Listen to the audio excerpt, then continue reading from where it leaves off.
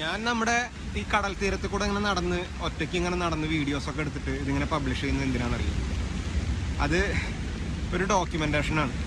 അതായത് എൻ്റെ നാട്, എൻ്റെ അയൽ നാടുകൾ, ഈ തീരദേശ ഗ്രാമങ്ങൾ ഇതിങ്ങനെ ആയിരുന്നു എന്നുള്ളതിൻ്റെ ഒരു ഡോക്യുമെൻറ്റേഷൻ.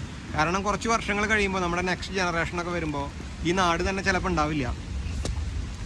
ഇനി കുറച്ച് നാൾ കഴിയുമ്പോൾ നമ്മുടെ നെക്സ്റ്റ് ജനറേഷൻ അല്ലെങ്കിൽ അതിൻ്റെ അടുത്ത ജനറേഷനൊക്കെ വരുമ്പോൾ ഈ നാട് തന്നെ ഇവിടെ ഉണ്ടാവില്ല. ഈ നാട് ഇങ്ങനെയാണെങ്കിൽ ഉണ്ടാവില്ല എന്നുള്ളത് ഉറപ്പാണ്, പോവും.